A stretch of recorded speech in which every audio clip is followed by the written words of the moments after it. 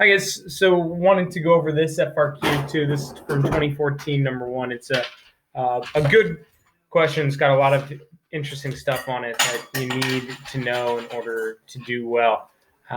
So let's get it going. Assume that the United States economy is currently operating before full employment or below full employment in terms of its real GDP. So we would be operating in a recession right here. A says draw it, label it, indicate the current output at Y1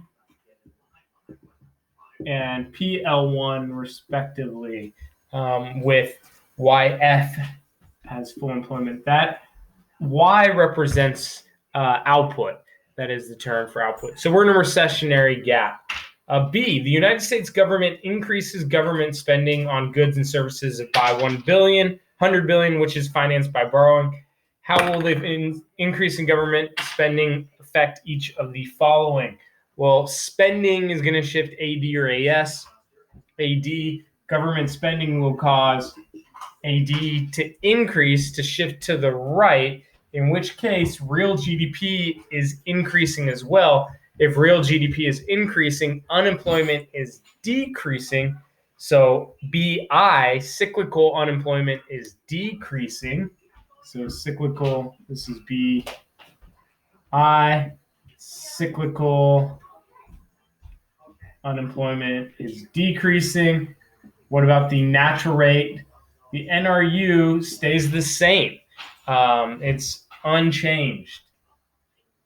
Why is it unchanged? The only thing that's going to influence the natural rate of unemployment is unemployment benefits. So if the government is offering longer or more money for being unemployed, that's going to change the unemployment benefit. But just shifting from a recession to full employment has no change on the natural rate of unemployment, 4 to 6%. So there you go. 6.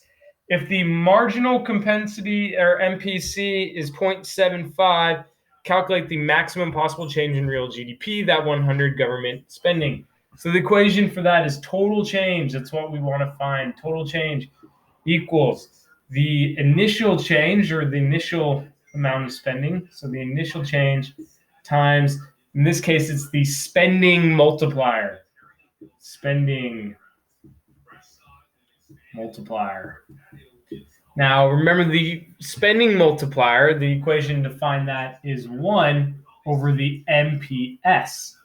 That's the spending multiplier. There's also such a thing as the tax multiplier. The tax multiplier remembers MPC, the marginal propensity to consume, how much dollars or cents, percentage of every dollar that we spend. MPC over the MPS. How much do we save? That's the tax multiplier. The easier way to probably remember the tax multiplier in relation to the spending multiplier, it's always 1 less.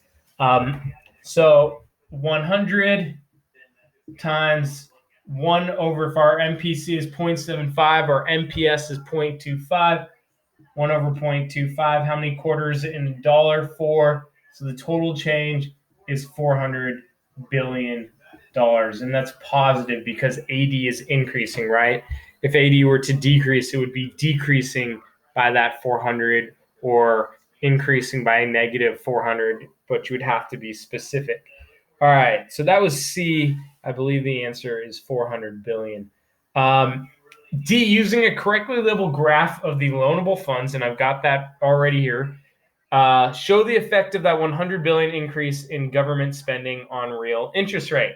Well, if the government is borrowing more money, then the demand for loans is going to increase in order to pay for those. So the demand for loans curve shifts to the right, in which case D, real interest rates are increasing.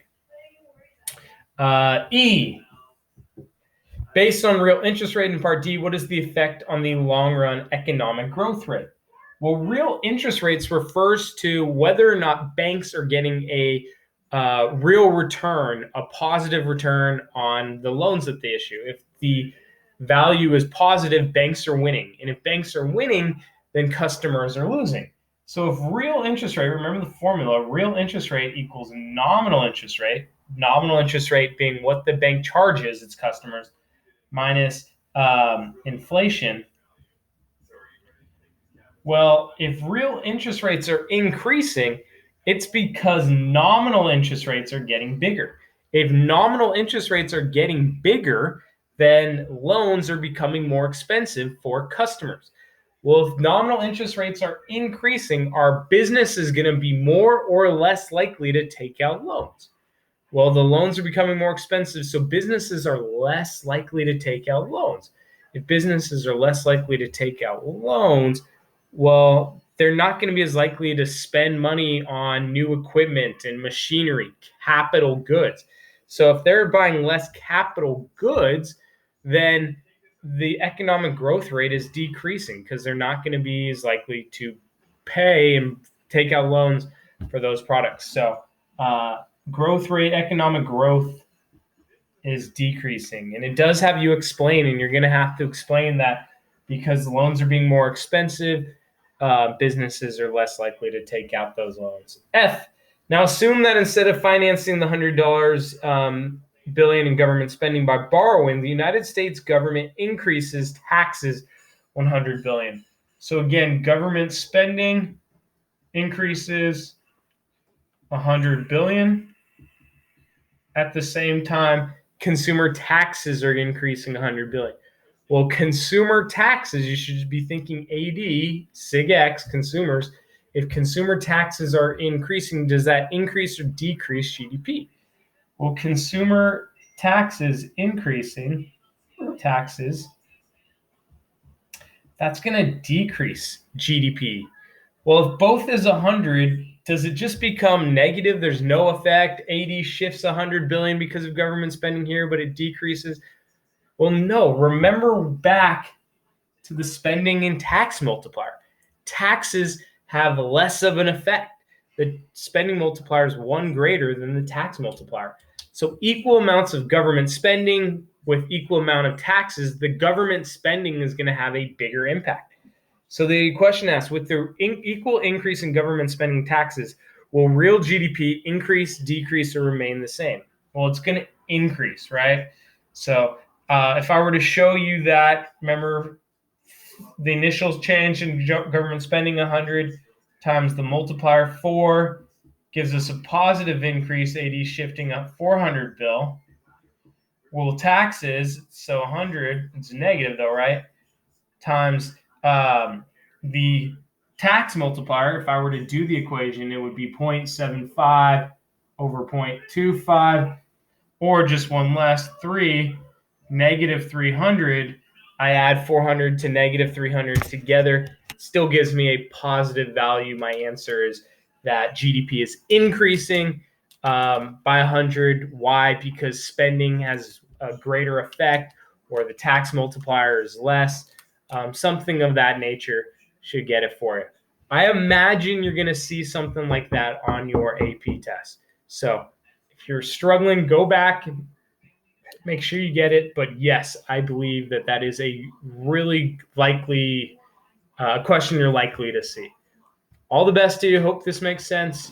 Come see me in office hours if you're struggling.